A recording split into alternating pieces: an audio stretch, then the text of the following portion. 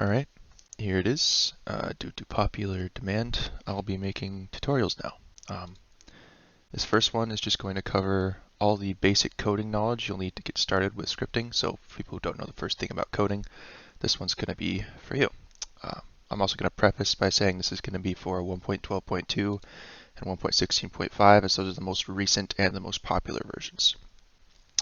So with that, let's get started.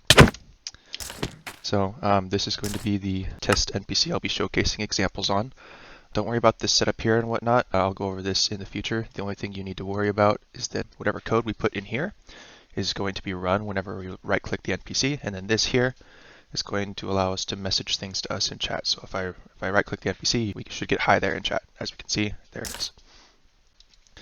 Now before I move on, text like this, these are comments. You preface them by doing these 2 forward slashes like this. Any text that's a comment, the code is going to completely ignore. So even if I put a line of runnable code here, because this is commented out, it's not going to run. As you can see, we still only get 1 hi there down there. Okay, all right, so first thing to go over is going to be variables. Variables are what code understands as data. You can think of them pretty much the same way as you think of a variable in math class, like x equals 5 or y equals 10, stuff like that. Except with your code, variables aren't limited to just numbers. So we have to define a variable. So we're going to make a variable called num here, and we're going to set equal to 5. So now 5 is our variable. We need to put var in front of the variable name here, so that the code knows every time it sees num, it knows that we're referring to this variable and that it's storing some form of data. If you just put num without the variable declaration, like this, code's going to freak out, as you can see there, because it doesn't know what num is. It doesn't know that it's supposed to be variable. If you put var here, it knows that num is supposed to be variable, it's supposed to store something, and then the code runs fine. Now what we can do is we can put num here into our message function, so that when right-clicked, the NPC should message us num here. As you can see, we get a little 5 in chat there. We can also do things like this, so num equals num plus, or message us num plus 2, so he should message us 7 now. As you can see, we get that. We can also do things like this. So num equals num plus 3. So what this is doing here, it's changing the value of num. So it's setting num to be equal to itself plus 3. So now we should get 8. So this is going to start at 5. This is going to change it to 8, and then this should message us 8. As you can see, there we get it. To see this sort of taking place, it's going to message us 5, then add the 3, then message us num again. So we'll have num message to us as it's changing. There we go. What else you can do here is if I do this here, this is just telling us the num plus 3. This isn't actually changing num. So we should get 8 here and then 5 here. And there we go, as we can see it does. Something important to note, if you haven't noticed it already, is that code will execute 1 line at a time. It's going to do, so after we start the function, it's going to start here, it's going to do this line, there's nothing here, this one, then this one, this one, this one, and so on. I think that is pretty good for numbers. Let's go over strings now. So we're going to name variable my string. Actually, let's keep num up here. Let's keep him. Okay, so strings are just words. Words, let's go with that. You define a string by putting quotes on either end of it. Don't worry about the red text. Red just means it's a string. Usually red means bad, but for this is what you want.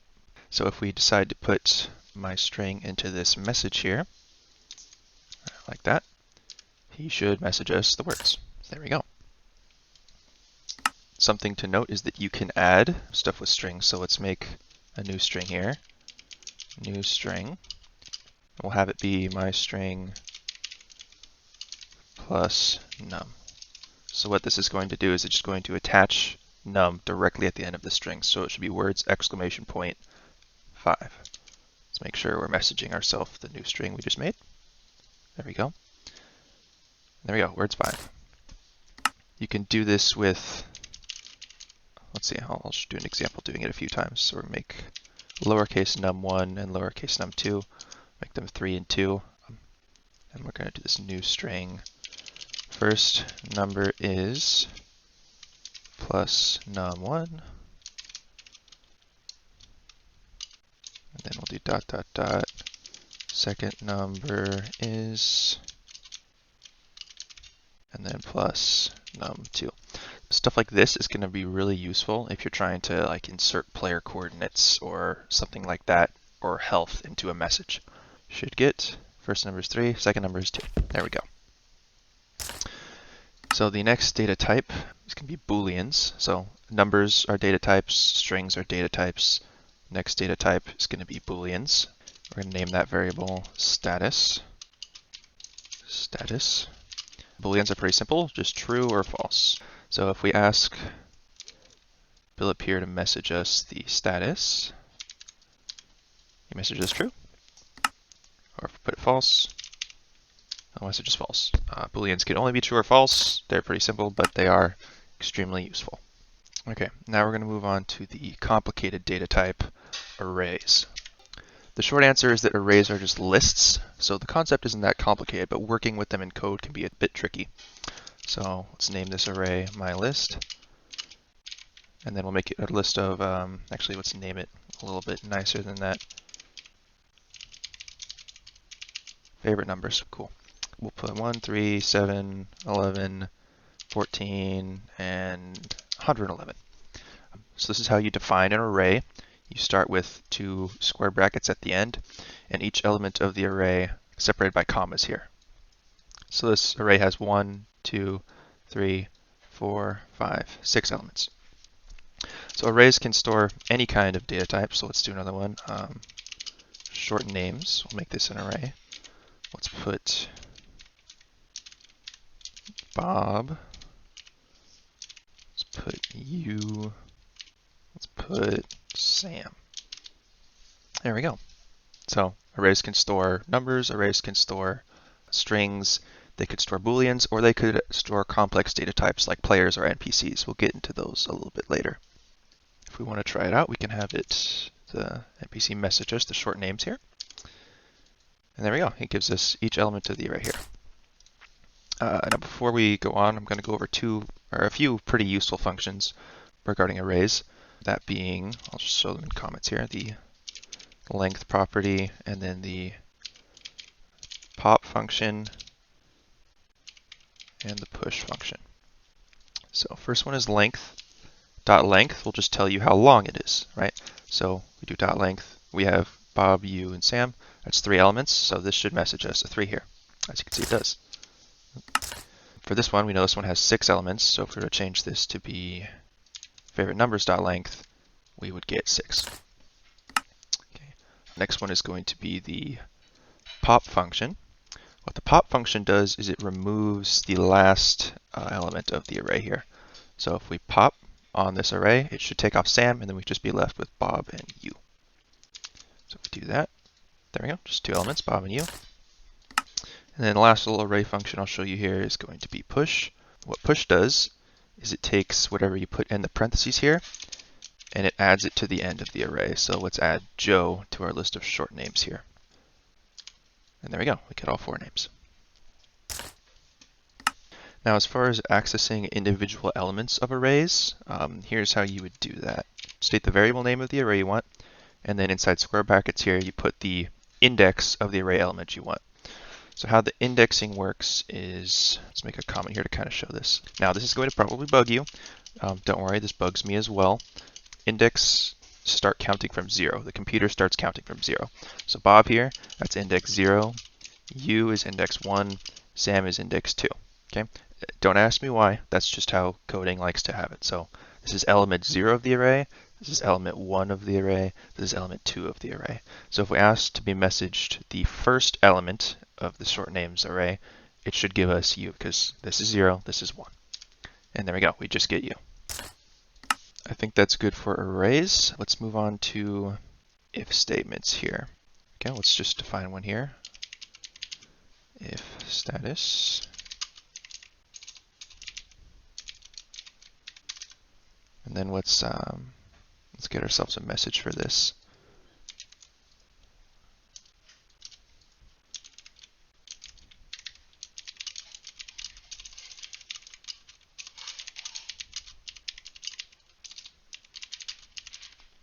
Okay, so if status is equal to true, we need to remake status here. set to true. So if status was true, the code in the if statement ran, and then what you can do with if statements is you can attach an else to them. So make that, and then copy this to be something similar, and then we can comment this out because we don't need that extra message from now. Okay, so how if and else statements work is they come in pairs. So this if is with this else here. Only one of these will run its code. The if statement is going to check its condition. Its condition is what you put in the parentheses here. If the condition is evaluated to be correct, so if status is actually equal to true, then it's going to run the code here in the if statement. If status was equal to false, so status is equal to false up here, then this would say, oh, status isn't true, so we're going to run what's in the else statement. Let's try it with num first here. So if num is equal to 5, which we have at 5 up here, it's going to say the code in the if statement ran. There we go, the code in the if statement ran. But if 5 was equal to 2, when it gets down here, it's going to check, so is num equal to 5? The code's going to say no, it's not equal to 5, it's equal to 2. So instead of running the if statement, it's going to run the else statement. There we go, the code in the else statement ran. Now you have this little operator here. There's multiple different types you can do. So this is for is equal to. So if num is equal to 5, don't ask me why there's two equal signs. It's the same deal as counting in the arrays starting at 0. That's just how the code is. If you put an exclamation point equals, that means if num is not equal to 5. So 2 is not equal to 5, so the if statement should run here. As we can see, it does. If we have it 5, if the number is not equal to 5, there we go, it's 5, code in the else statement ran. There we go. So we have, here, I'll just write some of these operators and comments here. So we have equals, we have it's not equal to, is not equal to, this one is equal to, is not equal to. Let's go over a few other ones. These ones you'll recognize from normal math. This one is less than. This one is greater than. And then these are going to look a little different from what you've seen in math, but they do the same thing. We have less than or equal to. So less than or equal to. And then we have greater than or equal to. So we can put one of these in here. Let's do the less than or equal to. So if our num is less than or equal to 5, the code in the if statement should run. So it is 5, so we should still get the if statement run. If we have it to be 1, it's still going to be less than 5. But if we put it to 100, that is 100 is not less than or equal to 5, so we're going to get the else statement here. There we go. One last thing for if statements here that's pretty useful is and or. So and is written like this. Let's do this. Num minus 2 equals 3. And then let's change this one to if num plus 2 equals 7. All right, so what this is saying is if the number plus 2 is equal to 7 and the number minus 2 is equal to 3, it's going to run the if statement code. So we know that 5 plus 2 is 7 and 5 minus 2 is 3. So if num is 5, both of these should be true, so this is going to run here. As you can see, the if statement runs. But if we change one of these to have it be, say, 8, 5 plus 2 is not 8, but 5 minus 2 is 3. So this first part is going to be false, and the second part is going to be true. But the and here, which is these two and signs here, it requires both of these to be true if it's going to run the code in the if statement. Because one of them is false, it's going to say, well, they're both not true, we're going to go to the else statement here. So, as you can see, we get the else statement. The counterpart to and is or. So or is these two vertical lines like this. Essentially what this is saying, only one of these needs to be true in order to run the code. So we know that this one is false, but this one here is true. So because one of them is true, so it's if this or this, it'll run the code in the if statement. So when we click them, there we go. We get the if statement run. Okay. Next up is going to be for loops. I'll just write a definition of for loop real quick. Okay, so this is our definition of our for loop. So these two curly brackets here signify that whatever's written in here is the code that's going to be run in the loop. For loop has three parts. The first part is the loop variable definition. So var I equals 0. I is our loop variable. Don't ask me why it's I. That's just a common coding convention, so I just still use it here. The second statement here, I is less than or equal to 10, that is our loop condition. So long as this is still true, this is going to keep looping on. And then this here at the end is what happens after each time the loop happens. So after the loop happens each time, it's going to add 1 to I. That's what plus plus I means. So if we set ourselves up a message here and have it message us I, it's going to start at 0. It's going to message us 0. It's going to go 1, 2, 3, 4, 5, 6, 7, 8, 9, 10. It's going to get to 10, but then once it's 11, I is no longer less than or equal to 10. So it's going to finish the for loop and then continue on and end the code. So if we right click in, we should get, there we go. We should call our 0, 1, 2, 3, 4, 5, 6, 7, 8, 9, 10. There we go. So for loops also have two keywords that are pretty useful. First is going to be break, and the second is going to be continue. What break does is it just stops the for loop, makes the for loop completely forget about making sure that its loop variable satisfies the condition, and it just continues and finishes the code. Actually, let's add a little message here that'll let us know when it's finished here. Let's have it message us done. There we go. So if we put break in here, it's going to skip the loop because we broke it right as it started. But what we can do is we can add a condition for the break. If I is equal to 5, break. So what this is going to mean is we're going to start at 0. It's going to, I is not equal to 5, so it's not going to break.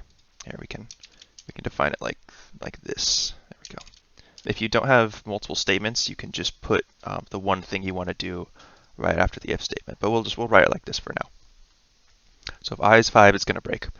First, on the first loop around, I is 0. So it's not going to break. It's going to say 0. Then it's going to say 1. Then it's going to say 2, so on, so on. It's going to get to 4. It's going to say 4. Then it's going to get to 5. And then it's going to break. So it's not going to say 5 because it's going to exit the loop before it gets to the message bit here. And as we can see, we only get 1, 2, 3, 4, and done. Okay, so that's break. The second one is continue. Continue is essentially just a skip. So if the for loop sees continue, it's going to stop what it's doing. It's not going to finish the rest of the for loop. It's going to go back to the top, and it's going to increment I. So we're going to get 1, 2, 3, 4, 6, 7, 8, 9, 10. There we go. 1, 2, 3, 4, 6, 7, 8, 9, 10. So it skipped 5. Now we're going to make a little bit of a math operation here. Let's get rid of some of this. There's a lot of stuff here. Okay. There we go. Let's make let's just start pretty fresh here. Let's make two variables here. Let's do num1, num2. So we have our two numbers. Then what's going to make our, let's make it a result. Okay. So result is going to start out as being num1 plus num2. Then let's make, let's make it itself times 5. Okay, actually let's do addition first. Let's 4, then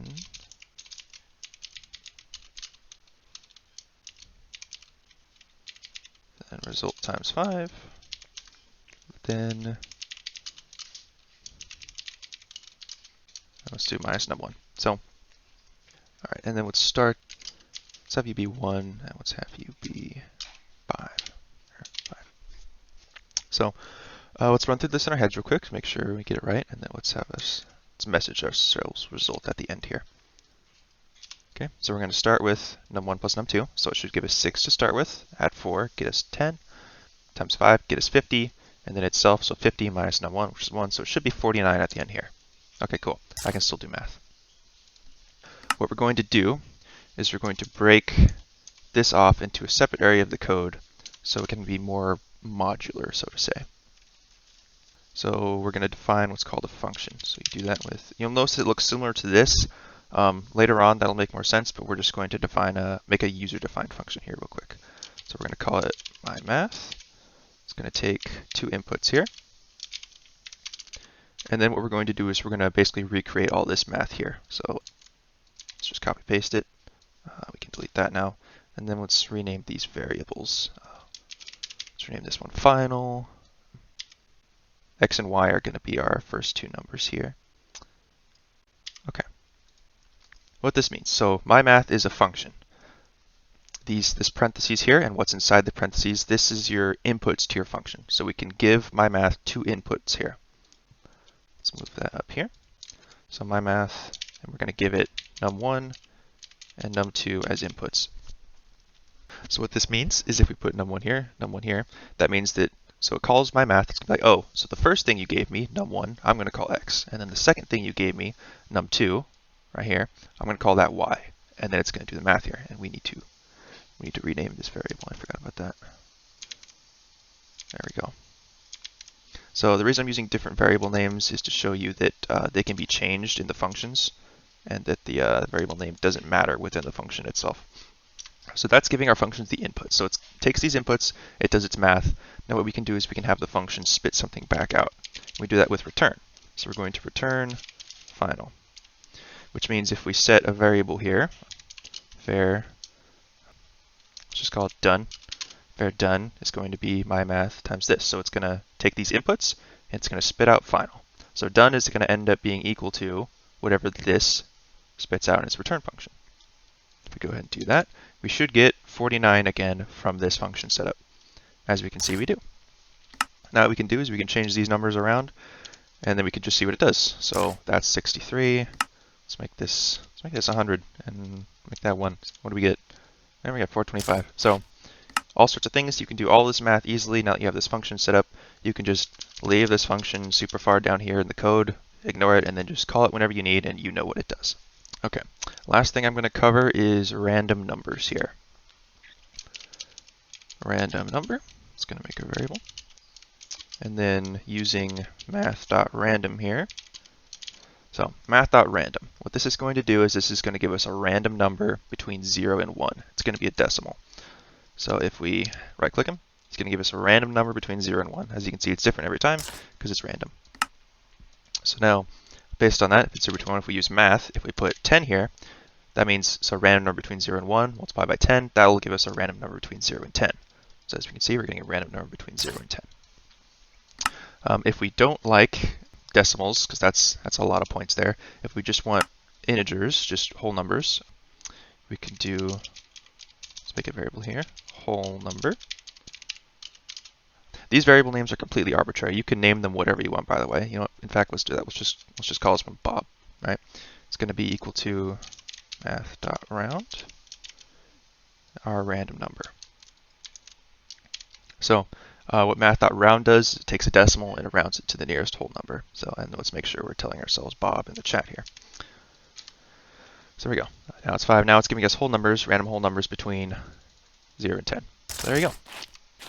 All right, I think that's everything I wanted to go over.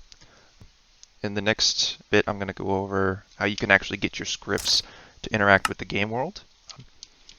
Past that, I think I'll just be doing tutorials based on requests. So if you have any specific topics you want me to cover, or you have any questions, either comment or you can DM me on Discord. Those DMs are always open. I think that's it. All right.